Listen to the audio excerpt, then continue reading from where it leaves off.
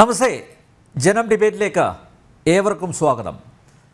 കാശി വിശ്വനാഥ ക്ഷേത്രത്തോട് ചേർന്നുള്ള ജ്ഞാൻവാപി മസ്ജിദിൽ ഹിന്ദുക്കൾക്ക് ആരാധനാ അനുമതി നൽകി വാരണാസി ജില്ലാ കോടതി. മസ്ജിദിന് താഴെ മുദ്രവെച്ച 10 നിലവറകളുടെ മുന്നിൽ പൂജ നടത്താം. ഒരാഴ്ചക്കകം പൂജ ആരംഭിക്കാം. ഇതോടെ അയോധ്യയിലെ പ്രാണപ്രതിഷ്ഠയ്ക്ക് ശേഷം ഭക്തർക്ക് ആഹ്ലാദിക്കാൻ മറ്റൊരു വകയായി. വാരണാസിയിലെ വിശ്വാസികളായ 5 സ്ത്രീകളാണ് ആരാധന പുനഃസ്ഥാപിക്കണമെന്ന് അപേക്ഷിച്ച് കോടതിയെ സമീപിച്ചത്.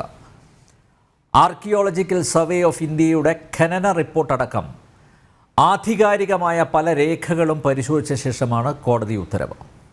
ജനഡിബേറ്റ് പരിശോധിക്കുന്നു. ജ്ഞാൻവാപിയിലേത് മസ്ജിദല്ല, മന്ദിരം തന്നെ. കേസരി മുഖ്യ പത്രാധിപർ ഡോക്ടർ NR മധു, സംവാദകൻ ശ്രീജിത്ത് പണിക്ക, മാധ്യമപ്രവർത്തകൻ ശ്രീ O അബ്ദുള്ള, കോൺഗ്രസ് നേതാവ് പ്രൊഫസർ റോണി M ബേബി എന്നിവ അതിഥികളാവുന്നു. എല്ലാ അതിഥികളെയും ഈ സംവാദത്തിലേക്ക് സ്നേഹപൂർവ്വം സ്വാഗതം ചെയ്യുന്നു, ഒപ്പം പ്രേക്ഷകരെയും. ഞാൻ ഈ സംവാദം O അബ്ദുള്ളയിൽ നിന്ന് ആരംഭിക്കുകയാണ്. ഐശ്വര്യത്തോടെ തുടങ്ങാം എന്ന് കരുതുന്നു. ശ്രീ O അബ്ദുള്ള, കോടതിയുടെ ഈ ഡയറക്ഷനെ, ഈ ഓർഡറിനെ എങ്ങനെ താങ്കൾ കാണുന്നു? നിയമപരമായിട്ടുള്ള ഇടപെടൽ വിശ്വാസികളായ 5 ഹിന്ദു സ്ത്രീകൾ അതിന് അനുകൂലമായിട്ടുള്ള, അവർ ആഗ്രഹിച്ചതുപോലെ ജ്ഞാൻവാപിയിൽ ആരാധന പുനഃസ്ഥാപിച്ചുകൊണ്ടുള്ള ഒരു ഉത്തരവ് കിട്ടിയിരിക്കുന്നു. താങ്കളുടെ നിരീക്ഷണം? ശ്രീ O അബ്ദുള്ളയുടെ ഫ്രെയിം ഫ്രീസായിരിക്കുകയാണ്. സാങ്കേതിക പ്രശ്നങ്ങൾ കാരണം അദ്ദേഹത്തിലേക്ക് എത്താൻ ആവുന്നില്ല. ഡോക്ടർ NR മധു, ശ്രീജിത്ത് പണിക്ക രണ്ടുപേരും ജോയിൻ ചെയ്തിട്ടുണ്ട്. ഞാൻ ആദ്യം ഡോക്ടർ NR മധുവിലേക്ക് പോവുകയാണ്. ഡോക്ടർ NR മധു, 2 വർഷം മുമ്പ് കാശി വിശ്വനാഥ ക്ഷേത്രത്തിലേക്ക് ഞാൻ പോയിരുന്നു. അന്ന് ക്ഷേത്രം സന്ദർശിച്ച എനിക്ക് ഒറ്റ നോട്ടത്തിൽ മനസ്സിലായി ക്ഷേത്ര മതിലിനോട് ചേർന്ന് കിടക്കുന്നത് മസ്ജിദല്ല എന്ന്. ഏത് കൊച്ചുകുട്ടിക്കും അങ്ങനെ തോന്നും. അതിന് ആർക്കിയോളജിക്കൽ സർവേ ഓഫ് ഇന്ത്യയുടെ പരിശോധനയൊന്നും ആവശ്യമില്ല. മസ്ജിദിൻ്റെ ഘടന അങ്ങനെയാണ്. ക്ഷേത്ര സാന്നിധ്യം അടയാളപ്പെടുത്തുന്ന തൂണുകളിൽ മിനാരം കമഴ്ത്തിയിരിക്കുന്നു, അത്രയേ ഉള്ളൂ. എന്നാൽ ആരാധന പുനഃസ്ഥാപിക്കാനുള്ള ഹർജി ഫയലിൽ സ്വീകരിച്ച കോടതി വിശദ പരിശോധനയ്ക്ക് ഉത്തരവിടുന്നു. ASIയുടെ റിപ്പോർട്ടിൽ ജ്ഞാൻവാപിയിലേത് മസ്ജിദല്ല, മന്ദിരമാണെന്ന് തെളിവുകൾ സഹിതം സ്ഥിരീകരിച്ചിട്ടുണ്ട്. പൂജയും ആരാധനയും നടത്താൻ ഇതിനപ്പുറം വല്ലതും വേണോ? ഡോക്ടർ NR മധു. ആ മസ്ജിദിന്റെ പേരിൽ തന്നെ ഉണ്ട് അത് മസ്ജിദ് അല്ല എന്നുള്ളത്. ജ്ഞാൻവാപി എന്ന ശബ്ദം ഒരു സംസ്കൃത ശബ്ദമാണ്. ജ്ഞാനം എന്നാൽ അറിവ്, വാപി എന്നാൽ കുളമെന്നും കിണറെന്നും അർത്ഥമുണ്ട്. ഈ ശിവൻ ഭാരതീയ സങ്കല്പം അനുസരിച്ച് ദക്ഷിണാമൂർത്തിയാണ്. ദക്ഷിണാമൂർത്തി എന്ന് പറഞ്ഞാൽ അറിവിന്റെ ദേവതയാണ്. ആ നിലയ്ക്ക് കാശി വിശ്വനാഥ ക്ഷേത്രം 12 ജ്യോതിർലിംഗങ്ങളിൽ ഒന്നാണ്. ദക്ഷിണാമൂർത്തി സ്വഭാവവും കൂടി അവിടുത്തെ വിഗ്രഹത്തിനുണ്ട്. അതുകൊണ്ടാണ് ജ്ഞാനവാപി എന്ന പേര് വരുന്നത്. എന്ന് മാത്രമല്ല, ഇപ്പൊ മൂകാംബികയിലൊക്കെ പോയി കഴിഞ്ഞാൽ നമുക്കറിയാം, അവിടെ രാത്രിയിലെ കഷായ തീർത്ഥം വിദ്യാർത്ഥികളൊക്കെ കലാകാരന്മാരൊക്കെ വാങ്ങി കഴിക്കും. അതെന്താണെന്ന് ചോദിച്ചാൽ അത് ജ്ഞാനത്തിന്റെ അറിവ് വർദ്ധിപ്പിക്കാൻ നല്ലതാണ്. ഇതേപോലെ തന്നെ ഈ അവിടെ ഉണ്ടായിരുന്ന കൂപം അഥവാ കിണർ, അതിലെ തീർത്ഥം, അതാണ് ഈ ജ്ഞാനവാപി എന്നുള്ള പേര്. അതിലെ തീർത്ഥം സേവിച്ചാൽ നമ്മളുടെ ബുദ്ധിക്ക് ഉണർവും ഉന്മേഷവും ഉണ്ടാകും. ദക്ഷിണാമൂർത്തി സ്വഭാവം ശിവൻ ഉള്ളത് കൊണ്ടാണ് അങ്ങനെ ഒരു സങ്കല്പം അവിടെ വരുന്നത്. അപ്പോ ഇന്ന് ഈ നിലനിൽക്കുന്ന ഇവര് മസ്ജിദ് എന്ന് വിളിക്കുന്ന ഈ സംവിധാനത്തിന്റെ പേര് തന്നെ ജ്ഞാനവാപി എന്നാണ്. അതിനപ്പുറത്ത് എന്താണ് തെളിവ് വേണ്ടത്? ഇതിന്റെ ചരിത്രം പരിശോധിച്ചാൽ നമുക്കറിയാം, ഭാരതത്തിലെ മഹാക്ഷേത്രങ്ങളെയൊക്കെ ഈ കടന്നു വന്ന അധിനിവേശ ശക്തികളെ തകർത്തത് 2 ഉദ്ദേശത്തോടു കൂടിയാണ്. ഒന്ന്, അളവറ്റ സമ്പത്ത് ഈ ക്ഷേത്രങ്ങളിലെല്ലാം ഉണ്ടായിരുന്നു. ആ ക്ഷേത്രങ്ങളിലെ സമ്പത്ത് കൊള്ളയടിക്കുക. AD 1001 ഗസ്നി വന്നത് നമുക്കറിയാം. സോമനാഥ ക്ഷേത്രം 17 തവണ ആക്രമിച്ചു എന്നൊക്കെയുള്ള ചരിത്രം നമുക്കറിയാം. അതിനുശേഷം ഈ കാശി വിശ്വനാഥ ക്ഷേത്രം ചരിത്രത്തില് ആദ്യം 1494 ഖുത്ബുദ്ദീൻ ഐബക്കാണ് ആക്രമിക്കുന്നത്. ഖുത്ബുദ്ദീൻ ഐബക്ക് ആക്രമിച്ച് ക്ഷേത്രം തകർക്കുകയും അവിടെയുള്ള ഹിന്ദുക്കൾ അതിനെ പ്രതിരോധിക്കുകയും അതിൽ പരാജയപ്പെടുകയും ഖുത്ബുദ്ദീൻ ഐബക്ക് പിൻവാങ്ങിയപ്പോൾ ഈ ക്ഷേത്രം വീണ്ടും നിർമ്മിക്കുകയും ഒക്കെ ചെയ്തു. പിന്നീട് ഈ ക്ഷേത്രം പലതവണ ആക്രമിച്ചത് നമുക്കറിയാം. ഈ മുഗൾ സാമ്രാജ്യ കാലത്തെ ഏറ്റവും വലിയ മത ഭീകരവാദിയായിരുന്ന ഔറംഗസേബാണ്.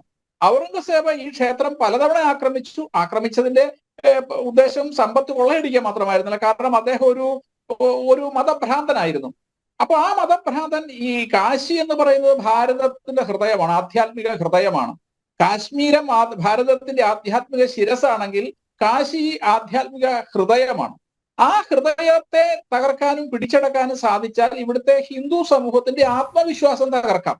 ഇപ്പൊ ഈ അയോധ്യയിലാണെങ്കിലും എന്തുകൊണ്ട് ഇവര് ക്ഷേത്ര അവശിഷ്ടങ്ങൾ കൊണ്ട് തന്നെ മസ്ജിദുകൾ പോലെയുള്ള നിർമ്മിതികൾ ഉണ്ടാക്കി എന്ന് ചോദിച്ചാൽ ഒരു തരത്തിൽ പറഞ്ഞ ഒരു സൈക്കോളജിക്കൽ വാർഫെയറിന്റെ ഭാഗമാണ്, ഒരു മനഃശാസ്ത്ര യുദ്ധമാണ്. അല്ലെങ്കിൽ ഇപ്പോഴും ഇപ്പൊ അങ്ങ് പറഞ്ഞതുപോലെ ഞാനിപ്പോ 1 മാസം മുന്നേ പോയതാണ് കാശിയിൽ. അതിനു മുമ്പ് ഞാൻ പലവട്ടം പോയിട്ടുണ്ട്. ദിവസങ്ങളോളം കാശിയിലെ ഓരോ ഗലിയിലും അലഞ്ഞിട്ടുള്ള ആളാണ് ഞാൻ. അപ്പൊ ഈ 1 മാസം മുന്നേ പോയപ്പോൾ അവിടെ നടക്കുന്ന പുതിയ നിർമ്മാണ പ്രവർത്തനങ്ങൾ കണ്ടു. നരേന്ദ്രമോദി അവിടുത്തെ നമുക്കറിയാം സാമാജികനാണ്. അതുകൊണ്ട് തന്നെ ഇപ്പോ ഈ കാശി ആ കോറിഡോർ അതിപ്പം ഗംഗയുടെ കടവിലേക്ക് തുറന്നതോടുകൂടി അവിടെ വലിയ വികസനങ്ങൾ ഉണ്ടായി. അപ്പം അത് നേരിട്ട് കാണുവാനും കാശിയിലെ പഴയ അവസ്ഥകൾ മനസ്സിലാക്കാനും ഒക്കെ വേണ്ടിയാണ് ഞാൻ പോയത്. അപ്പൊ ഞാൻ അവിടുത്തെ ഓരോ ഗലികളിലും ദിവസങ്ങളോളം അലഞ്ഞടന്നിട്ടുള്ള ആളാണ്. അതുകൊണ്ട് എനിക്കത് കൃത്യമായിട്ട് അറിയാം. ആ മസ്ജിദ് എന്ന് അവർ വിളിക്കുന്ന കെട്ടിടത്തിന്റെ പടിഞ്ഞാറ് ഭാഗം എന്ന് പറയുന്നത് പുരാതനമായ കാശി വിശ്വനാഥ ക്ഷേത്രത്തിന്റെ ചുവരാണ്. അവിടെയാണ് ഈ ശൃംഗാര ഗൗരി ഈ ക്ഷേത്രം ഉണ്ടെന്ന് പറയുന്നത്. ഇപ്പൊ നമുക്കറിയാം കേരളത്തിലെ താന്ത്രിക വിധിയിൽ നിന്നും വലിയ വ്യത്യാസമൊന്നുമില്ല ഭാരതത്തിൽ മറ്റുള്ളിടത്തും. കേരളത്തിലെ ശിവക്ഷേത്രങ്ങളിലും പടിഞ്ഞാറേ നടയിൽ പാർവതി ഉണ്ടെന്നാണ്. അപ്പം ഘനദ്വാരമാണെങ്കിൽ, അതായത് നമ്മൾ തുറക്കാത്ത വാതിലുമുണ്ട്, തുറക്കുന്ന വാതിലുമുണ്ട്. ഈ തുറക്കാത്ത വാതിൽ കല്ലുകൊണ്ട് ഉണ്ടാക്കുന്നതിനാണ് ഘനദ്വാരം എന്ന് പറയുന്നത്. പക്ഷെ പല പ്രമുഖ ശിവക്ഷേത്രങ്ങളിലും പാർവതിയുടെ നട തുറക്കുന്നതാണ്. ഇപ്പൊ ചെങ്ങന്നൂരൊക്കെ തുറക്കുന്നതാണ്. അപ്പൊ എല്ലാ ശിവക്ഷേത്രങ്ങളിലും പടിഞ്ഞാറേ നടയിൽ പാർവതി ഉണ്ടെന്നാണ്. അല്ലാതെ ഇപ്പൊ ഈ പറയുന്ന പോലെ ചിലരൊക്കെ പറയുന്ന പോലെ അവിടെ കൊണ്ടുപോയി പാർവതിയെ RSSകാർ വെച്ചു എന്നൊക്കെ ചിലർ പറയുന്നത് ഞാൻ കേട്ടു. അങ്ങനെയൊന്നുമല്ല. അവിടെ ഇത് അതൊരു തെളിവ് കൂടിയാണ്. അപ്പൊ അവിടെ ചെന്ന് നോക്കിയാൽ നമുക്കറിയാം അതിപുരാതനമായ ശിലാനിർമ്മിതിയാണ് ഈ പറയുന്ന ജ്ഞാനവാപി മസ്ജിദിന്റെ ഒരു പിന്നിൽ നമ്മൾ കാണുന്നത്. അതുപോലെ തന്നെ അവിടെ ഈ ശിവക്ഷേത്രങ്ങളുടെ എല്ലാ സങ്കല്പങ്ങളിൽ ഉള്ള ഒന്നാണ് നന്ദികേശ്വരന്റെ പ്രതിഷ്ഠ. കേരളത്തിലാണെങ്കിൽ അതെവിടെ നമസ്കാര മണ്ഡപം, അതായത് ക്ഷേത്രത്തിന്റെ മുന്നിലുള്ള ശ്രീകോവിലിന്റെ മുന്നിലുള്ള നമസ്കാര മണ്ഡപത്തിലാണ് ശിവന്റെ വാഹനമായ നന്ദികേശ്വരൻ കിടക്കുക. ആ നന്ദികേശ്വരൻ ശിവലിംഗത്തെ അല്ലെങ്കിൽ വിഗ്രഹത്തെ നോക്കിയാണ് കിടക്കുക.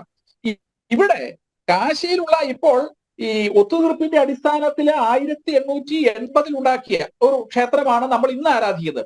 അത് സത്യത്തില് മറാത്തൻ റാണിയായ റാണി അഹല്യാഭായ് ഹോൾക്കർ നിർമ്മിച്ചതാണ്. അതിനുവേണ്ട സ്വർണം, ഹിൻഡൽ കണക്കിന് സ്വർണം കൊടുത്തത് പഞ്ചാബിലെ സിഖ് രാഷ്ട്രം രഞ്ജിത് സിംഗ്, മഹാരാജ രഞ്ജിത് സിംഗ് ആണ് ഇന്ന് കാണുന്ന ആ ഹിന്ദു ക്ഷേത്രത്തിന്റെ താഴികക്കുടം പൊതിഞ്ഞിരിക്കുന്ന സ്വർണം കൊടുത്തത്. അപ്പം അനേകം രാജാക്കന്മാർ ഈ ക്ഷേത്രം വിമോചിപ്പിക്കാൻ വേണ്ടി പോരാടി. ഇതൊരു ജ്യോതിർലിംഗമായതുകൊണ്ട് അതിനുള്ളിൽ കടന്ന് ആരാധിക്കാനുള്ള അവസരം കിട്ടാത്തത് കൊണ്ട് ആ മതിലിനോട് ചേർത്ത് തന്നെ ഒരു ക്ഷേത്രം പണിതു. അവിടെയാണ് ഇപ്പൊ ആരാധന നടക്കുന്നത്. പക്ഷെ ഭക്തജനങ്ങള് 1992 വരെ, ഇപ്പൊ നമുക്കറിയാം ഇന്ന് വാർത്തകളൊക്കെ നമ്മളെല്ലാവരും അറിഞ്ഞു, ചിലര് ഇപ്പൊ ഇവിടെ വ്യാപകമായിട്ട് പ്രചരിപ്പിക്കുന്ന ആ പള്ളിയും കൂടെ ഹിന്ദുക്കൾ കയ്യേറിയെന്നാണ്. അങ്ങനെയല്ല. ഇപ്പൊ 92 വരെ അതിനുള്ളിൽ കിടന്ന ഈ ശൃംഗാര ഗൗരിക്ക് പൂജ നടത്താനുള്ള അവകാശം ഉണ്ടായിരുന്നു ഭക്തജനങ്ങൾക്ക്. അയോധ്യയിലെ കർസേവയോടനുബന്ധിച്ച് മുലായം സിംഗ് ആണ് അവിടെ നിരോധനം ഏർപ്പെടുത്തി. ആ നിരോധനമാണ് ഇപ്പോൾ കോടതി എടുത്തു മാറ്റിയിരിക്കുന്നത്. മാത്രമല്ല ഈ ASI അവിടെ നടത്തിയ ഉത്ഖനനത്തില് നമ്മൾ കണ്ടു ഇപ്പൊ കഴിഞ്ഞ ദിവസങ്ങളിലൊക്കെ വാർത്ത. ഇപ്പൊ എന്താണെങ്കിലും കോടതി ഇതെല്ലാം പരസ്യപ്പെടുത്താൻ തീരുമാനിച്ചതോടെ ഇതൊന്നും മറച്ചു വെക്കാൻ പറ്റില്ല. അതിബൃഹത്തായ ക്ഷേത്രത്തിന്റെ അവശിഷ്ടങ്ങളാണ് പൊന്തി വന്നുകൊണ്ടിരിക്കുന്നത്. ഇക്കണക്കിന് ആയിരക്കണക്കിന് ക്ഷേത്രങ്ങളുണ്ട്. ഹിന്ദുക്കൾക്കൊന്നും അല്ലല്ലോ പറയുന്നത്. 3 ക്ഷേത്രങ്ങൾ, മുസ്ലിങ്ങൾക്ക് കാബ പോലെ അല്ലെങ്കിൽ ക്രിസ്ത്യാനികൾക്ക് ജെറുസലേം പോലെ പവിത്രമായ ഹിന്ദുക്കൾ കരുതുന്ന 3 ക്ഷേത്രങ്ങൾ. ആ 3 ക്ഷേത്രങ്ങൾ എന്തുകൊണ്ട് തകർത്തു? ആ 3 ക്ഷേത്രങ്ങളെ മേലെ എന്തുകൊണ്ട് ആ ക്ഷേത്രാവശിഷ്ടങ്ങൾ കൊണ്ട് തന്നെ മസ്ജിദ് പണിതു? അതൊരു സൈക്കോളജിക്കൽ വാർഫെയറിന്റെ ഭാഗമാണ്. എല്ലാ കാലത്തും മാനസികമായി ഞങ്ങൾ നിങ്ങളുടെ മേലെ മേൽക്കൈ നേടിയിരിക്കുന്നു എന്ന് സൂചിപ്പിക്കാനുള്ള ഒരു തന്ത്രത്തിന്റെ ഭാഗമാണ്. ഇന്ന് ഹിന്ദു സമൂഹം ഉണർന്ന് എഴുന്നേറ്റ് കഴിഞ്ഞിരിക്കുകയാണ്. അവരവരുടെ പൈതൃകം വീണ്ടെടുക്കാനുള്ള പരിശ്രമത്തിലാണ്. വിശാല മനസ്കരായ മുസ്ലിങ്ങൾ ധാരാളം ഉണ്ടായി. നമുക്കറിയാം അയോധ്യയൊക്കെ വളരെ നേരത്തെ തന്നെ ഒത്തുതീർന്ന് പോകേണ്ട കേസാണ്. അതെങ്ങനെയാണ് അതിനെ അട്ടിമറിച്ചത്? അതിൽ കമ്മ്യൂണിസ്റ്റ് പാർട്ടിക്ക്, അതിലെ ചരിത്ര ബുദ്ധിജീവികൾക്ക്, ഇർഫാൻ ഹബീബിനെ പോലെയുള്ളവർക്കുള്ള പങ്കെന്തായിരുന്നു എന്നൊക്കെ KK മുഹമ്മദിനെ പോലെയുള്ള ആർക്കിയോളജിസ്റ്റുകളൊക്കെ വ്യക്തമാക്കിയിട്ടുള്ളതാണ്. അതിലേക്ക് നമ്മൾ കടക്കുന്നില്ല. അപ്പൊ ഈ കാശിയുടെ ചരിത്രം അയോധ്യ പോലെ തന്നെയുള്ള ഒരു ചരിത്രമാണ്. 100-200 കിലോമീറ്ററിന്റെ അന്തരമേ ഉള്ളൂ. ഇത് അവസാനം തകർത്ത് ഔറംഗസേബാണ്. ഔറംഗസേബ് തകർത്തു, ഒരിക്കലും അവിടെ ക്ഷേത്രം പുനർനിർമ്മിക്കരുത് എന്നും പറഞ്ഞിരുന്നു. പക്ഷെ പിന്നീട് വലിയ പ്രകൃതി ദുരന്തങ്ങളൊക്കെ ഉണ്ടായ സമയത്ത് ജമ്മു കാശ്മീരിൽ നിന്ന് വന്ന ഒരു പണ്ഡിതനാണ് നാരായണ ഭട്ട പണ്ഡിതർ എന്ന് പറയുന്ന ഒരാളായിരുന്നു അവിടെ പൂജ ചെയ്തിരുന്നത്. അദ്ദേഹം ഔറംഗസേബിനെ നേരിട്ട് കണ്ടിട്ട് ഈ പ്രകൃതി ദുരന്തത്തിനൊക്കെ മാറ്റം വരുത്തണമെങ്കിൽ കാശിയിൽ പൂജ നടത്തണം എന്ന് പറഞ്ഞ് കാശി വിശ്വനാഥ ക്ഷേത്രത്തിൽ, അതായത് ഈ പറയുന്ന സ്ഥലത്തെ ജ്ഞാനവാപിയിൽ പൂജ നടത്താനുള്ള അനുമതി കൊടുത്തിരുന്നു നാരായണ ഭട്ട പണ്ഡിതർക്ക്. പിന്നീട് നമുക്കറിയാം ഇതൊക്കെ ഈ 47 ശേഷം നമുക്ക് സ്വാതന്ത്ര്യം കിട്ടിയെങ്കിലും ഈ ജനതയുടെ സാംസ്കാരിക സ്വാതന്ത്ര്യം ലഭിച്ചിരുന്നില്ല. ഇന്ന് നമ്മൾ ആ സാംസ്കാരിക സ്വാതന്ത്ര്യം വീണ്ടെടുക്കാനുള്ള പരിശ്രമത്തിന്റെ ഭാഗമാണ്. അതിന്റെ ഭാഗമാണ് ഇപ്പോൾ കാശിയിൽ നടക്കുന്നത്. ഇതിപ്പോ ഒരു സംഘടനയും അതിന്റെ പിന്നിലില്ല, ജനങ്ങൾ തന്നെ മുൻകൈയിട്ട് ഇറങ്ങിയിരിക്കുകയാണ്. അപ്പോ ആ പ്രവർത്തനം നടക്കുന്നു. ഇപ്പൊ അതിന്റെ സത്യങ്ങൾ പുറത്തു വന്നുകൊണ്ടിരിക്കുകയാണ്. അതിനെ ഇനിയും ഒരു മസ്ജിദ് എന്ന് വിളിക്കാതെ വിശാലമനസ്കരായ മുസ്ലിം സമൂഹം, അതിന്റെ നേതൃത്വം, മുസ്ലിം സമൂഹത്തെ വഴിതെറ്റിച്ചതിന്റെ ഉദാഹരണമാണ് അയോധ്യയിൽ കണ്ടത്. അതിന്റെ നേതൃത്വം ഈ തെറ്റ് തിരുത്തുവാനുള്ള അവസരം കാശിയും മധുരയും ഹിന്ദുക്കൾക്ക് സമനോഭാവത്തോടുകൂടി വിട്ടുകൊടുത്തുകൊണ്ട് പ്രശ്നം പരിഹരിക്കുകയും രാജ്യ പുരോഗതിക്ക് ഒറ്റക്കെട്ടായി മുന്നോട്ട് നീങ്ങുകയാണ് ചെയ്യേണ്ടതെന്നാണ് എനിക്ക് ഈ സമയത്ത് സൂചിപ്പിക്കാനുള്ളത്. Shri O Abdulla, doctor N R Madhu ചൂണ്ടിക്കാണിച്ചതുപോലെ ഞാൻ വാബി ആ പേര് തന്നെ അർത്ഥമാക്കുന്നത് അതൊരു മന്ദിരം ആണ്, മസ്ജിദ് അല്ല എന്നാണ് അർത്ഥമാക്കുന്നത്. മാത്രമല്ല ഇപ്പോൾ കോടതിയുടെ ഉത്തരവും വന്നിരിക്കുന്നു. കോടതി ആ 5 ഹിന്ദു സ്ത്രീകളുടെ, വിശ്വാസികളായ 5 സ്ത്രീകളുടെ അപേക്ഷ അത് അനുകൂലമായി പരിഗണിച്ചിരിക്കുന്നു. അദ്ദേഹത്തിന് ചോദ്യം കേൾക്കുന്നില്ല. ശ്രീജിത്ത് പണിക്ക, നേരത്തെ ഡോക്ടർ എൻ ആർ മധു ഇവിടെ സൂചിപ്പിച്ചതുപോലെ ഈ ക്ഷേത്രം, പള്ളിയുടെ പടിഞ്ഞാറൻ മതിൽ ക്ഷേത്രത്തിൻ്റെ അവശേഷിപ്പുകളിൽ ഒന്നാണ്. അതുപോലെ ഈ തൂണുകൾ ഉൾപ്പെടെ, അതിൻ്റെ പെലസ്റ്ററുകൾ ഉൾപ്പെടെ ക്ഷേത്രത്തിൻ്റെ ഭാഗങ്ങൾ പരിഷ്കരിച്ചതാണെന്ന് റിപ്പോർട്ടിലുണ്ട്. വസുഖാനയ്ക്ക് ശിവലിംഗത്തിൻ്റെ ആകൃതിയാണെന്ന് പറയുന്നു. അതുപോലെ ജനാർദ്ദന, രുദ്ര, ഉമേശ്വര തുടങ്ങിയ പേരുകൾ ചില നിർമ്മിതികളിൽ നിന്ന് കണ്ടെത്തിയ ലിഖിതങ്ങളിലും ഉണ്ട്. വൈകിപ്പോയില്ലേ ശ്രീജിത്ത്? ഇതൊരു മന്ദിരമാണ് എന്ന് അടയാളപ്പെടുത്താൻ ഏറെ വൈകിയില്ലേ? അത് ഔദ്യോഗികമായിട്ട് രേഖപ്പെടുത്തുന്നതിന് കുറേയധികം വൈകി എന്ന് നമുക്ക് പറയാം. പക്ഷേ ചില കാര്യങ്ങൾ അല്പം സമയമെടുത്തു കഴിഞ്ഞാലും അതിൻ്റെ പൂർണ്ണതയിലേക്ക് എത്തുക എന്ന് പറയുന്നത് ശരിയായ മാർഗത്തിൽ കൂടി തന്നെ വരിക എന്നുള്ളത് വളരെ പ്രധാനമാണ്. കാരണം ഗ്യാൻവാപി വിഷയമാണെങ്കിലും, നേരത്തെ അയോധ്യ വിഷയമായിരുന്നുവെങ്കിലും, അതേപോലെ മധുര വിഷയമാണെങ്കിലും ഒക്കെ തന്നെ അത് കേവലം മതപരമോ വിശ്വാസപരമോ ആചാരപരമോ ആയിട്ടുള്ള ഒരു കാര്യം മാത്രമല്ല. ഇതിൽ പലപ്പോഴും അന്വേഷിച്ചിരിക്കുന്നത് നമ്മുടെ നാട്ടിലുള്ള നിയമപരമായിട്ടുള്ള അല്ലെങ്കിൽ കോൺസ്റ്റിറ്റ്യൂഷണൽ ആയിട്ടുള്ള റെമഡീസ് ആണ്. അപ്പോൾ ഇതിൽ പലപ്പോഴും കോടതികളുടെ മുന്നിലേക്ക് പരിഗണനാ വിഷയമായിട്ട് വന്നിരിക്കുന്നത് ചരിത്രപരമായിട്ടുള്ള ഇതിന്റെ നിലനിൽപ്പ്, ശാസ്ത്രീയമായിട്ടുള്ള പഠനങ്ങൾ, നിയമപരമായിട്ടുള്ള വ്യവസ്ഥകൾ എന്തൊക്കെയാണ്, അതേപോലെ ഭരണഘടനാപരമായിട്ട് ആൾക്കാർക്ക് നൽകിയിരിക്കുന്ന അവകാശങ്ങൾ എന്തൊക്കെയാണ്. ഈ കാര്യങ്ങളുടെ എല്ലാം അടിസ്ഥാനത്തിലാണ് ഈ കേസുകളെല്ലാം തന്നെ ഒരുപക്ഷെ തീർപ്പ് കൽപ്പിക്കപ്പെടേണ്ടത്. അയോധ്യ വിഷയം തീർപ്പ് കൽപ്പിക്കപ്പെട്ടത് അങ്ങനെയാണ് എന്ന് നമുക്കറിയാം. കാരണം അതിൽ ഹിസ്റ്റോറിക്കലായിട്ടുള്ള എവിഡൻസസ് പരിശോധിച്ചിരുന്നു. ആ വസ്തുവിന്റെ അവകാശം ആർക്കായിരുന്നു എന്നുള്ളതിന് ചരിത്രപരമായിട്ടുള്ള രേഖകൾ വെച്ച് പിന്നിലേക്ക് പോയിട്ട് ആരുടെ ഭാഗത്താണ്, ഹിന്ദു പക്ഷത്താണോ അതോ ഇസ്ലാം പക്ഷത്താണോ അത് കൂടുതലുള്ളത് എന്നതുമായി ബന്ധപ്പെട്ടുള്ള പഠനം നടന്നു. ശാസ്ത്രീയമായിട്ടുള്ള ഉത്ഖനനം അവിടെ നടന്നിട്ടുണ്ട്. എക്സ്കവേഷൻ നടന്നതിന്റെ ഭാഗമായിട്ട് കിട്ടിയിരിക്കുന്ന രേഖകളെല്ലാം തന്നെ ചരിത്രപരമായിട്ടുള്ള രേഖകളാണ്. അതെല്ലാം സയന്റിഫിക് ആയിട്ടുള്ള സ്റ്റഡിയാണ്. അത് കോടതിയിൽ നിലനിൽക്കുന്ന രേഖകളാണ്. അതേപോലെ നിയമപരമായിട്ടുള്ള ഒരു പോരാട്ടമാണ് അവിടെ നടന്നിരിക്കുന്നത്. ഭരണഘടനാപരമായിട്ടാണെങ്കിലും നമ്മുടെ നാട്ടിലുള്ള നിയമങ്ങൾ നൽകിയിരിക്കുന്ന അവകാശങ്ങളാണെങ്കിലും അവിടെ ഹിന്ദു പക്ഷത്തിന് അനുകൂലവുമായിരുന്നു. അപ്പൊ അങ്ങനെ കേവലം മതപരമായിട്ടുള്ള ഒരു വിഷയത്തിനെ മതപരമായിട്ട് സെറ്റിൽ ചെയ്യുക എന്നതിനപ്പുറത്തേക്ക് കോൺസ്റ്റിറ്റ്യൂഷണൽ റെമഡീസ് അല്ലെങ്കിൽ ലീഗലായിട്ടുള്ള റെമഡീസ് ആണ് അക്കാര്യത്തിൽ ഉണ്ടായത്. അതേപോലെ തന്നെ ഗ്യാൻവാപിയിലും അല്പം വൈകിട്ടാണെങ്കിലും ആ രീതിയിലത്തേക്ക് തന്നെയാണ് കാര്യങ്ങൾ പോകുന്നത്. കാരണം അവിടെ ഏറ്റവും പ്രധാനമെന്ന് പറയുന്നത് സർവേ ആണ്. അപ്പൊ അതിൽ ഒരു തരത്തിലുള്ള സർവേ നടന്നു. അതുകൂടാതെ ഇനി അതിന്റെ ഏറ്റവും പ്രധാനപ്പെട്ട ശിവലിംഗം കണ്ടെത്തിയിരിക്കുന്ന വുസുഖാന ഉൾപ്പെടെയുള്ള സ്ഥലങ്ങളിലെല്ലാം തന്നെ സർവേ നടത്തണം എന്നുള്ള ഒരു ഡിമാൻഡ് അവിടെ ഉണ്ട്. തന്നെയുമല്ല അതിൽ ഒരു ഹിന്ദു സ്ട്രക്ചർ ആയിരുന്നു എന്നുള്ളതും അതൊരു ക്ഷേത്രമായിരുന്നു എന്നും അസന്നിഗ്ധമായി തന്നെ ആർക്കിയോളജിക്കൽ സർവേ ഓഫ് ഇന്ത്യ കണ്ടെത്തിയിരിക്കുന്ന സാഹചര്യത്തിലാണ് ഈ രീതിയിലുള്ള ഒരു പൂജകൾക്ക് വേണ്ടിയിട്ട് അതിനെ തുറന്നു കൊടുക്കാനായിട്ട് കോടതി തീരുമാനിച്ചിരിക്കുന്നത്.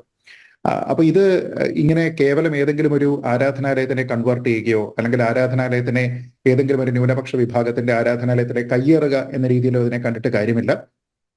കാരണം ഞാൻ ഈ പറഞ്ഞത് നമ്മുടെ നാട്ടിലുള്ള നിയമ വ്യവസ്ഥയനുസരിച്ച് തീരുമാനിക്കപ്പെടുന്ന കാര്യമാണ്. അപ്പോൾ അത് നമുക്കുള്ള നിയമപരമായിട്ടുള്ള അവകാശമാണ്, കോൺസ്റ്റിറ്റ്യൂഷണലായിട്ടുള്ള റെമഡികളാണ് എന്നുള്ളത് കൊണ്ട് തന്നെ ഇതിൽ ആർക്കും ഏതെങ്കിലും രീതിയിലുള്ള അഭിപ്രായ വ്യത്യാസം ഉണ്ടാകേണ്ടത് കാര്യമില്ല. ഇപ്പൊ മുസ്ലിം പക്ഷത്തിന് അതിൽ വ്യത്യസ്തമായിട്ടുള്ള ഒരു അഭിപ്രായമുണ്ട് എങ്കിൽ എന്തൊക്കെ ലീഗൽ അവന്യൂസ് ആണോ ഹിന്ദു പക്ഷത്തിന് അവൈലബിൾ ആയിട്ടുള്ളത് ആ കാര്യങ്ങളൊക്കെ തന്നെ സ്വീകരിക്കുന്നതിന് മുസ്ലിം പക്ഷത്തിന് യാതൊരു വിധത്തിലുള്ള തടസ്സവുമില്ല. അപ്പൊ ആരും ഇക്കാര്യത്തിൽ ഒരു ഡിസഡ്വാൻറ്റേജിലല്ല. അതുകൊണ്ട് നിയമപരമായിട്ട് യാതൊരു വിധത്തിലുള്ള കായികമായിട്ടുള്ള സംഘർഷങ്ങളും ഉണ്ടാകാതെ, യാതൊരു രീതിയിലുള്ള കയ്യേറ്റങ്ങളും ഉണ്ടാകാതെ നിയമപരമായിട്ട് സമാധാനപരമായിട്ട് ഇത് സെറ്റിൽ ചെയ്യുക എന്നുള്ളത് കൃത്യമായിട്ടുള്ള ഒരു പൊസിഷനാണ്. ഈ ഗ്യാൻവാബി വിഷയവുമായി ബന്ധപ്പെട്ട് തന്നെ അയോധ്യ വിഷയത്തിൽ ഉണ്ടായിരുന്നതിനേക്കാൾ കൂടുതലായിട്ടുള്ള തെളിവുകൾ, ചരിത്രപരമായിട്ടുള്ള തെളിവുകളാണെങ്കിലും അതേപോലെ തന്നെ വളരെ എവിഡന്റ് ആയിട്ട് ആൾക്കാർക്ക് കാണാൻ പറ്റുന്ന രീതിയിലുള്ള ക്ഷേത്ര മാതൃകയുടെ ഭാഗങ്ങളും ഒക്കെ തന്നെ ആൾക്കാർക്ക് ലഭ്യമാണ്. അപ്പൊ അതുകൊണ്ട് തന്നെ അയോധ്യ കേസിൽ ആ ഒരു വിധി ഉണ്ടാകാമെങ്കിൽ തീർച്ചയായിട്ടും നിയമപരമായിട്ട് നമ്മൾ പോയി കഴിഞ്ഞാൽ ഗ്യാൻവാബി വിഷയത്തിലും സമാനമായിട്ടുള്ള ഒരു വിധി കിട്ടാനുള്ള സാധ്യത വളരെ കൂടുതലാണ്. കാരണം ഈ ക്ഷേത്രം തകർത്തതാണ് എന്നതുമായി ബന്ധപ്പെട്ട രേഖകൾ, ചരിത്ര രേഖകൾ തന്നെയുണ്ട്. ഉദാഹരണത്തിന് അയോധ്യ വിഷയത്തിൽ 12-ാം നൂറ്റാണ്ട് വരെയെങ്കിലും പഴക്കമുള്ള ഒരു ക്ഷേത്ര മാതൃക, ആ സമയത്ത് അയോധ്യ പോലെയുള്ള സ്ഥലങ്ങളിലെല്ലാം ഉണ്ടായിരുന്ന, അവിടെ ഉപയോഗിച്ചിരുന്ന കൺസ്ട്രക്ഷൻ മാതൃകകൾ, ക്ഷേത്ര മാതൃകകളെല്ലാം തന്നെ അവലംബിച്ചിരുന്ന വലിയൊരു സ്ട്രക്ചർ, ഒരു ഹിന്ദു സ്ട്രക്ചർ, 12-ാം നൂറ്റാണ്ടിലേതെങ്കിലും പഴക്കമുള്ള ഒരു ഹിന്ദു സ്ട്രക്ചർ അയോധ്യയിൽ ബാബറി മസ്ജിദിന് താഴെ ഉണ്ടായിരുന്നു എന്നായിരുന്നു ASIയുടെ കണ്ടെത്തൽ. അത് ക്ഷേത്രം തകർത്തിട്ടാണ് എന്ന് പറഞ്ഞതിന് തെളിവ് കൊടുക്കാനായിട്ട് സാധ്യമായിരുന്നില്ല.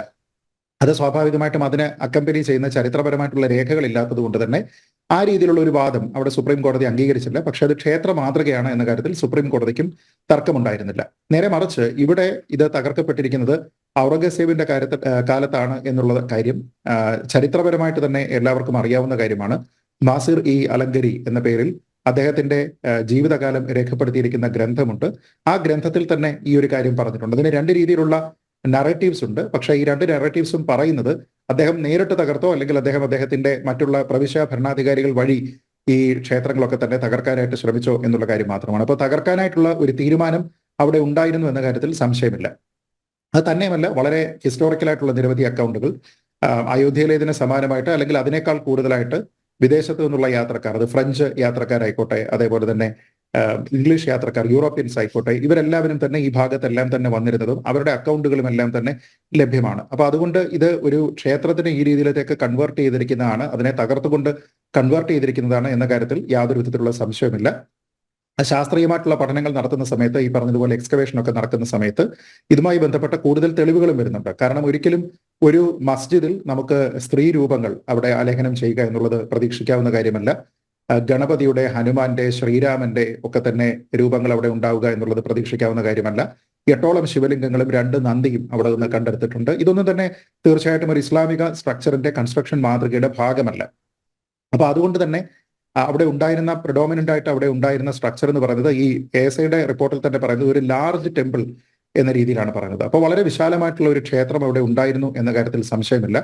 അങ്ങനെ ആധികാരികമായിട്ടുള്ള ചിത്രങ്ങൾ സഹിതമുള്ള ഒരു റിപ്പോർട്ട്, അങ്ങനെ ഒരു കാര്യം അവിടെ വരുന്ന സമയത്ത് ഈ റിപ്പോർട്ടിൽ പറഞ്ഞിരിക്കുന്ന കാര്യങ്ങൾക്കെല്ലാം തന്നെ ചിത്രങ്ങൾ അവിടെ ഒരു തെളിവായിട്ട് ഉള്ള ഒരു സാഹചര്യത്തിൽ പിന്നെ ഇനിയും ആ ഒരു വിഷയത്തിൽ ഒരു കടുംപിടുത്തത്തിന് വേണ്ടിയിട്ട് ഇസ്ലാം പക്ഷം ശ്രമിക്കാതിരിക്കുക എന്നുള്ളതാണ് സാമാന്യ മര്യാദ എന്നുള്ളതാണ് പറയേണ്ടത്. കാരണം നമുക്ക് എല്ലാവർക്കും അറിയാവുന്നതുപോലെ ഈ മുകളിലുള്ള താഴികക്കുടവും അല്ലെങ്കിൽ പള്ളിയുടെ മാതൃകയും എന്നതിനപ്പുറത്തേക്ക് താഴ്ഭാഗം മുഴുവനും ക്ഷേത്ര മാതൃകയാണ്, അത് തകർക്കപ്പെട്ടിരിക്കുന്നതാണ് എന്ന് അക്കമ്പനി ചെയ്യുന്ന ചരിത്രപരമായിട്ടുള്ള റെക്കോർഡുകളും കൂടിയുള്ള സമയത്ത് ഈ ഒരു വാദം, ശാസ്ത്രീയമായിട്ടുള്ള ഒരു പഠനം വരുമ്പോൾ അത് അംഗീകരിക്കുക എന്ന് പറയുന്നത് ഒരു ജനാധിപത്യ സമൂഹത്തിൽ, മതനിരപേക്ഷ സമൂഹത്തിൽ കഴിയുന്ന ആൾക്കാരെ സംബന്ധിച്ചിടത്തോളം അത് ഒരു വിട്ടുവീഴ്ച മനോഭാവം അവർക്ക് ഉണ്ടാകേണ്ടതാണ്. അയോധ്യയിൽ ഒരുപക്ഷെ അത് ഉണ്ടായില്ല. ഇവിടെ കൂടുതലായിട്ടുള്ള തെളിവുകളുണ്ട്. അപ്പൊ അത് മുസ്ലിം പക്ഷം ചെയ്യുക എന്നുള്ളതാണ് ഈ കാര്യത്തിൽ ചെയ്യാനുള്ളത്.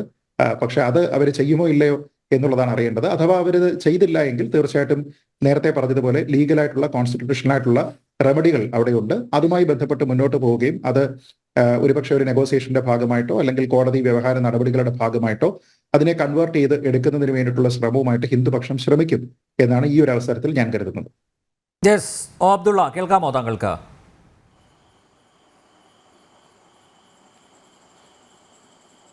ഇപ്പൊ കേൾക്കാം. യെസ്, ഈ കോടതി ഉത്തരവിനെ മാനിക്കുകയല്ലേ വേണ്ടത്? താങ്കൾ ചോദിച്ചോ?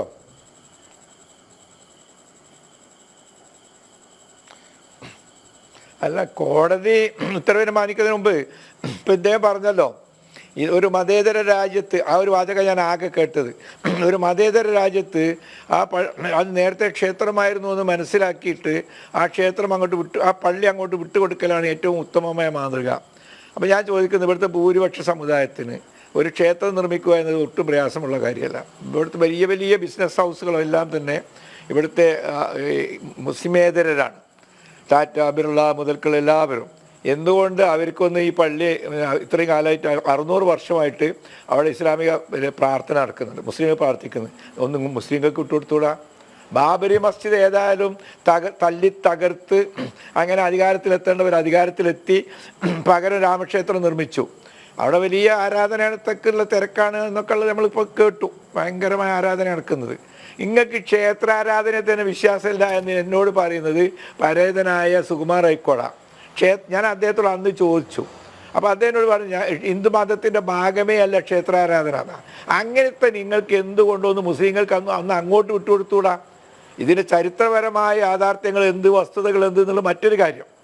ഇപ്പം ഞാൻ ഇദ്ദേഹം പറഞ്ഞ ഒരു വാചകത്തിന് ഞാൻ മറുപടി പറയുന്നത്, എന്താ വിട്ടുവീഴ്ച ഒരു ഭാഗത്ത് മാത്രമേ പറ്റൂ? ഇവിടുത്തെ മഹാഭൂരിപക്ഷം വരുന്ന ഈ ഹിന്ദു സമുദായം, അവർക്ക് എന്തുകൊണ്ട് പാവങ്ങളായ മുസ്ലിങ്ങൾ അവരിവിടെ വളരെ അവശരാണ്. അവരിവിടുത്തെ ഭൂരിപക്ഷ സമുദായത്തിൻ്റെ കാരുണ്യവും അവരുടെ അനുഗ്രാഹ്യത്തോടുകൂടി ഇവിടെ ജീവിക്കുന്നവരാണ്. എങ്കിൽ അവർക്ക് ആ പള്ളി എന്തുകൊണ്ട് വിട്ടുകൊടുത്തുകൂടാ? 600 വർഷമായിട്ട് അവർ പ്രാർത്ഥന നടത്തുന്നതല്ലേ? അപ്പോൾ ഈ വിട്ടുവീഴ്ച എന്ന് പറഞ്ഞിട്ടുണ്ടെങ്കിൽ, പണ്ട് ബോബനും മോളിൽ ഒരു കാർട്ടൂൺ വന്ന് എനിക്ക് ഓർമ്മയുണ്ട്. അവർ രണ്ടുപേരും കയറുമെന്ന് വീട് കിടക്കുന്നത്, എന്താ മോളി ചെയ്ത് നിലത്ത് വീണ് കിടക്കുന്നത്? വിട്ടുവീഴ്ച എന്നാണ്. അങ്ങനെ ആയാൽ പോലല്ലോ വിട്ടുവീഴ്ച. ഒന്ന്. രണ്ട്, നിങ്ങൾ ഈ പറയുന്നതായ ഒരുപാട് രേഖകളുണ്ട്, ഒരുപാട് രേഖകൾ എന്താ കോടതി സമർപ്പിക്കാത്തത്? ഒരുപാട് രേഖകൾ നിങ്ങൾ കയ്യിലുണ്ട് എങ്കിൽ എന്തുകൊണ്ട് ഇതാക്കുന്നില്ല? ബലം പ്രയോഗിച്ചല്ലേ ബാബരി മസ്ജിദ് തല്ലി തകർത്തത്? അവിടേക്ക് ഇരച്ച് കയറിയിട്ട് ആധികാരിക രേഖകളുണ്ട്. അതൊക്കെ അടിസ്ഥാനത്തിലാണല്ലോ ഇത്തരത്തിലുള്ള വിധി ന്യായങ്ങൾ ഉണ്ടാവുന്നത്, പുറപ്പെടുവിക്കുന്നത്. രേഖകളില്ലാതെ അന്തരീക്ഷത്തിൽ നിന്നല്ലല്ലോ. താങ്കൾ പിന്നെ പറയാം, ഞാൻ താങ്കൾ സംസാരിക്കുന്നത് ഒന്നും ഉണ്ടാതിരിക്കെ ഞാനത് പറഞ്ഞു തീർക്കട്ടെ, ഞാൻ വേഗം തീർത്തോളാം. നിങ്ങൾ തെരഞ്ഞെടുപ്പ് അടുത്തിട്ടുണ്ട് 2024. ഈ രാജ്യത്തിലെ പാവപ്പെട്ട ജനങ്ങൾക്ക് അവരുടെ പ്രശ്നം, പിന്നെ അവൾ വിശക്കുന്നു, വയറാണ് ദൈവം എന്ന് പറഞ്ഞാൽ ഇത് മാറ്റാനോ അല്ലെങ്കിൽ ഈ രാജ്യത്തിൻ്റെ വികസനത്തിനോ ജനങ്ങളുടെ മറ്റ് 3000 ഏക്കർ സ്ഥലം, കിലോമീറ്റർ സ്ഥലം അവിടെ ചൈന കയ്യേറിയാണ്. നിങ്ങൾക്കത് പ്രശ്നമൊന്നുമില്ലല്ലോ. ഒരു പള്ളിയിലെ ആരാധന അത് പള്ളിയാണോ ക്ഷേത്രമാണോ എന്ന വളരെ സെൻസിറ്റീവായ പ്രശ്നങ്ങളിൽ മാത്രം ഇടയിൽ കടന്ന് സംസാരിക്കരുത്. ഒരു മര്യാദ നമ്മൾ പാലിക്കണം അങ്ങോട്ടും ഇങ്ങോട്ടും. അപ്പോൾ ഇത്രയും ഏക്കറുകൾ, കിലോമീറ്ററുകൾ കയ്യേറിയിട്ട് അതിൽ നിന്ന് ഒരു ഇഞ്ചെങ്കിലും തിരിച്ചു പിടിക്കാൻ പറ്റി വല്ല സംസാരവും നടക്കുന്നുണ്ടോ ഈ മോദി അന്തിച്ചർച്ചയിൽ? അതവരെടുത്തോട്ടെ. ഇനി ഒരു 3000 കോടി എടുക്കുകയാണെങ്കിൽ അതും അങ്ങ് എടുത്തോട്ടെ. കാരണം അവിടെ ഒരു മറ്റേ മതം ഉപയോഗിക്കാൻ കഴിയില്ല. അപ്പോൾ ഇതിനിടെ സംസാരിക്കുന്ന ആരാ?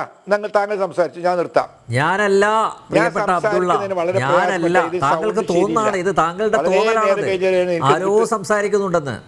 ആരും സംസാരിക്കുന്നില്ല. ശ്രീജിത്ത് പണിക്കരും മധുചേട്ടനും ഒക്കെ വളരെ സുസ്മേരവദനരായിട്ടിരിക്കുകയാണ്. അവർ ഒരക്ഷരം മിണ്ടുന്നില്ല.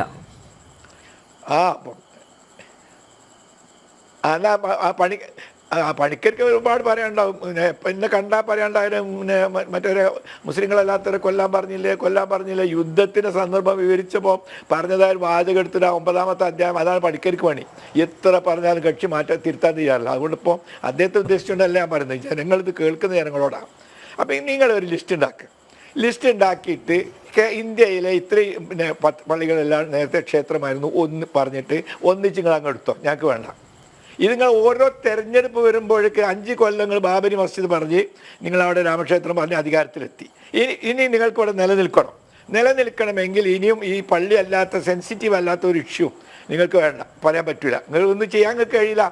അപ്പോൾ നിങ്ങൾ ഒരു പള്ളീൻ്റെ കാര്യം കൂടി പറഞ്ഞിട്ടുണ്ട്, ഗ്യാൻ വ്യാപി അല്ലെങ്കിൽ വാരാണസി, അതുപോലെ ഇനി കുറച്ച് കഴിഞ്ഞാൽ താജ്മഹൽ, അത് കഴിഞ്ഞിട്ട് ആഗ്രയിലെ പള്ളി, മറ്റേ പള്ളി എന്നൊക്കെ പറഞ്ഞുകൊണ്ട് ഇങ്ങനെ അതേ നിങ്ങൾക്ക് ചെയ്യാൻ കഴിയൂ. ഫലപ്രദമായി നിങ്ങൾ ചെയ്യുകയാണെങ്കിൽ, അഥവാ രാമരാജ്യം നടപ്പാക്കുകയാണെങ്കിൽ നിങ്ങൾ തന്നെ അടികൂടി പിരിയും. കാരണം അത്രത്തോളം ഹീനമായും നീചമായും മോശമായിട്ടുമാണ് നിങ്ങൾ ഹിന്ദുക്കളിൽ തന്നെ പെട്ട അവശ വിഭാഗങ്ങളോട് പെരുമാറുന്നത്. അവരെ നിങ്ങൾ മനുഷ്യരെ കാണുന്നില്ല. ഇപ്പോൾ കഴിഞ്ഞ ദിവസം ഈ തമിഴ്നാട്ടിൽ അവർണർ ക്ഷേത്രത്തിൽ കയറി. അവർണർ ക്ഷേത്ര പ്രദർശനം നടത്തിയതിൻ്റെ പേര് സവർണരായ ഹിന്ദുക്കൾ ആ ക്ഷേത്രം ബഹിഷ്കരിച്ചു. ഇതാണ് ഹിന്ദുത്വം എന്നതെങ്കിൽ ജനങ്ങളതൊന്ന് അറിയട്ടെ. അപ്പോൾ ആ ഹിന്ദു മതം ഒന്ന് നടപ്പാക്ക്. ഞങ്ങൾ ഇത് വിട്ടുതരാം.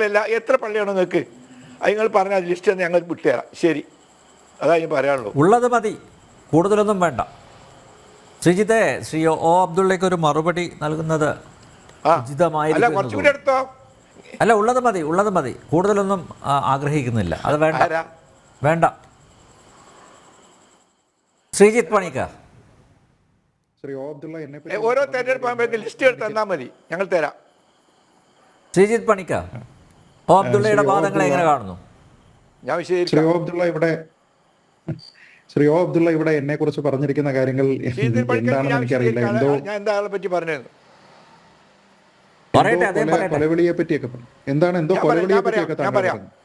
ഏതൊരു ചർച്ചയിലും താങ്കൾ എപ്പോ ചർച്ച ചെയ്യുകയാണെങ്കിലും വിശുദ്ധ ഖുർആനിലെ 9-ാമത്തെ അധ്യായത്തിൽ ഞാൻ പറയട്ടെ, യുദ്ധത്തിന് ഒരുങ്ങ, യുദ്ധത്തിന്റെ ഇടയിൽ പറഞ്ഞ ഉക്തുൽ മുശ്രിക്കീന കാഫ, നിങ്ങൾ പറയാൻ വയ്ക്കോ? ഞാനോ? ശ്രീജിത്ത്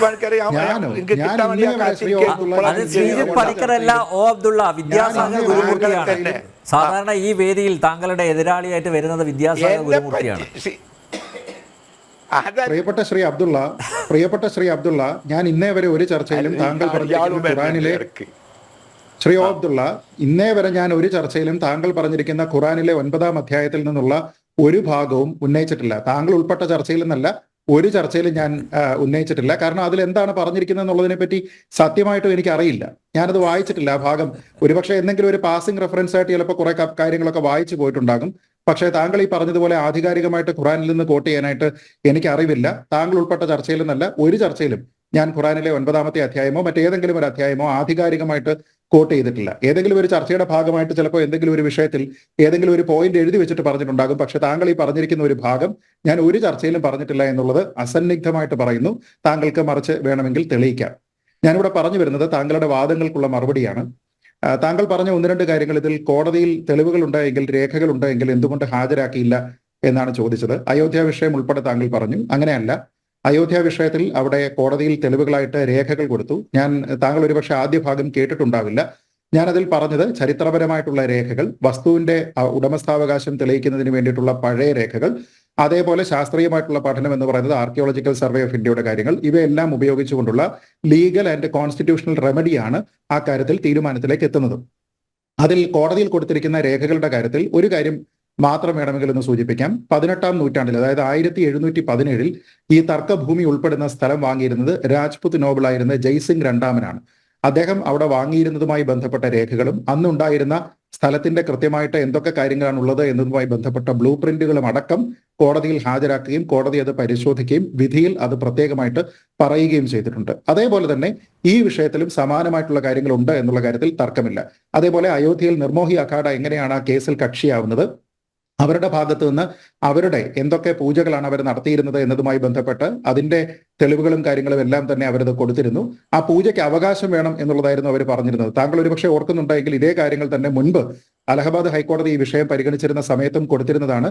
അന്ന് അലഹബാദ് ഹൈക്കോടതി 3ആയിട്ട് ഈ വസ്തുവിനെ ഭാഗം വെക്കുമ്പോൾ അതിൽ ഒരു ഭാഗം ഇവർക്ക് കൂടി കൊടുക്കുകയും ചെയ്തിരുന്നതാണ്. എന്നാൽ സുപ്രീം കോടതി അത് അംഗീകരിച്ചില്ല. പകരം അവരുടെ ഒരു പ്രതിനിധി ഈ ട്രസ്റ്റിൽ സ്ഥിരാംഗമായിട്ട് ഉണ്ടാകണം എന്ന് പറയുകയും ചെയ്തു. അപ്പൊ ഇത് ഓരോരുത്തരും അവരുടെ അവകാശം തെളിയിക്കുന്നത് ഇതുമായി ബന്ധപ്പെട്ട റെക്കോർഡുകൾ കൊടുത്തതുകൊണ്ടാണ്. അതില്ലാതെ അത് സാധ്യമല്ല എന്നുള്ളത് താങ്കൾ മനസ്സിലാക്കുക.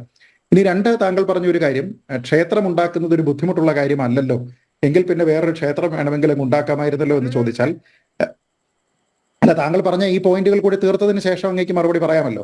ഞാൻ പറയുന്നത്, താങ്കൾ പറഞ്ഞത് ക്ഷേത്രം ഉണ്ടാക്കുന്ന ഒരു ബുദ്ധിമുട്ടുള്ള അല്ല എന്ന് പറയുമ്പോൾ, അല്ല, അങ്ങ് 3 പോയിന്റുകൾ ഒന്നിച്ച് പറഞ്ഞതുകൊണ്ട് ഞാൻ ആ 3-ന് മറുപടി പറയുകയാണ്. അങ്ങ് അത് കേൾക്കൂ, അതിനുശേഷം അദ്ദേഹം അങ്ങ് പറഞ്ഞോളൂ. ഈ ക്ഷേത്രം ഉണ്ടാക്കുന്നത് ഒരു ബുദ്ധിമുട്ടുള്ള കാര്യമല്ല എന്ന് പറയുമ്പോൾ തീർച്ചയായിട്ടും ക്ഷേത്രം ഉണ്ടാക്കുന്നത് ബുദ്ധിമുട്ടുള്ള കാര്യമല്ല. പക്ഷേ അയോധ്യയിലെ ക്ഷേത്രം ആ അയോധ്യയിലെ തർക്കഭൂമിയിലാണ് ഉണ്ടാക്കേണ്ടത്. കാരണം അതാണ് ഹിന്ദു വിശ്വാസപ്രകാരം രാമന്റെ ജന്മസ്ഥലം. അതേപോലെ കൃഷ്ണന്റെ ജന്മസ്ഥാൻ എന്നറിയപ്പെടുന്ന ജന്മസ്ഥലമായിട്ടുള്ള മധുരയിലെ ആ സ്ഥലത്താണ് ആ ക്ഷേത്രം ഉണ്ടാകേണ്ടത്. അതേപോലെ ഗ്യാൻവാബി എവിടെയാണോ ആ ക്ഷേത്രം നിലനിന്നിരുന്നത്, ജ്യോതിർലിംഗം എവിടെയാണോ നിലനിന്നിരുന്നത്, അവിടെ ആ ക്ഷേത്രം ഉണ്ടാക്കുക എന്നുള്ളതാണ് പ്രധാനം. കാരണം മറ്റുള്ള പല മതവിശ്വാസങ്ങളെയും പോലെയല്ല, ഈ ആൾക്കാർ ഹിന്ദു മതവിശ്വാസികൾ ആരാധിക്കുന്നത് ദൈവത്തിനെയല്ല, മൂർത്തിയെയാണ്. അപ്പോൾ ആ മൂർത്തിയെ ആരാധിക്കുന്നതുകൊണ്ട് ആ മൂർത്തിയെ പ്രതിഷ്ഠിക്കുന്നത് ആ മൂർത്തിയുമായി ബന്ധമുള്ള സ്ഥലത്തായിരിക്കണം എന്നതുകൊണ്ട് തന്നെ ആ സ്ഥലത്തിന് പ്രാധാന്യമുണ്ട്. നേരെ മറിച്ച് മറ്റുള്ള മതവിശ്വാസികൾക്ക്, ഇസ്ലാം മതവിശ്വാസികൾക്കാണെങ്കിലും ക്രിസ്തീയ മതവിശ്വാസികൾക്കാണെങ്കിലും ഒരു പ്രാർത്ഥനാ സ്ഥലം എന്നതിനപ്പുറത്തേക്ക് ഈ രീതിയിലുള്ള ഒരു മൂർത്തി കുടികൊള്ളുന്നു എന്നുള്ള ഒരു വിശ്വാസമില്ല. ഹിന്ദുക്കൾക്ക് അത് ഉള്ളത് കൊണ്ട് തന്നെ വേണമെങ്കിൽ മറ്റുള്ള സ്ഥലങ്ങളിലും ഉണ്ടാക്കാം. ഇപ്പം ട്രസ്റ്റ് അയോധ്യയിലെ ഏതാണ്ട് 1800 കോടി രൂപയ്ക്കാണ് ക്ഷേത്രം അവിടെ പണിയുന്നത്. ഇതിനോടകം തന്നെ ഏതാണ്ട് 3600 കോടി രൂപ ഭക്തർ കൊടുത്തിട്ടുണ്ട് എന്ന രീതിയിലുള്ള വാർത്തകൾ വന്നു. ഈ പണം വേണമെങ്കിൽ 1990-ലും കിട്ടും, 1950-ലും കിട്ടും. പക്ഷേ അന്നേരം വേറെ ഏതെങ്കിലും ഒരു സ്ഥലത്ത് അത് ഉണ്ടാക്കുക എന്നുള്ളതല്ല പ്രധാനം. അതുകൊണ്ട് തന്നെയാണ് ആ തർക്കഭൂമി സുപ്രീം കോടതി ക്ഷേത്ര നിർമ്മാണത്തിനായിട്ട് അനുവദിക്കുകയും താങ്കൾ തന്നെ പറഞ്ഞതുപോലെ ഒരു 500 വർഷമായിട്ട് അവിടെ ഒരു മുസ്ലിം പള്ളി ഉണ്ടായിരുന്നു, അതിൽ ആൾക്കാർ ആരാധന നടത്തുന്നുണ്ട് എന്നുള്ള വികാരത്തെ കൂടി മാനിച്ചുകൊണ്ട് അതിന്റെ ഇരട്ടി ഭൂമി അയോധ്യയിൽ തന്നെയുള്ള മറ്റൊരു സ്ഥലത്ത്, അല്ലെങ്കിൽ ഈ പ്രവിശ്യയിൽ തന്നെയുള്ള മറ്റൊരു സ്ഥലത്ത് ഈ പള്ളി നിർമ്മിക്കുന്നതിന് വേണ്ടിയിട്ട് നൽകുകയും ചെയ്തത്. കാരണം ആ പള്ളിക്ക് ഈ സ്ഥലവുമായിട്ടുള്ള അറ്റാച്ച്മെന്റ് ഇല്ല എന്നുള്ളത് താങ്കൾക്കും അറിയാവുന്ന കാര്യമാണ്. പിന്നെ ഹിന്ദുക്കൾ ഇത് വിട്ടുകൊടുക്കരുതോ എന്നുള്ളതായിരുന്നു താങ്കളുടെ മൂന്നാമത്തെ പോയിന്റ്.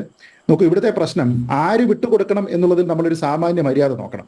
നമ്മളൊരു വസ്തു ഒരാൾ മറ്റൊരാളിന്റെ കയ്യിൽ നിന്ന് എടുത്തിട്ടുണ്ട് എങ്കിൽ അത് വിട്ടുകൊടുക്കാനുള്ള വിശാല മനസ്കത ഈ ആരുടെ വസ്തുവാണോ നഷ്ടപ്പെടുന്നത് അവർ കാണിക്കണം എന്ന് പറയുന്ന നീതി എത്രത്തോളം യുക്തിസഹമാണെന്ന് എനിക്ക് മനസ്സിലാകുന്നില്ല.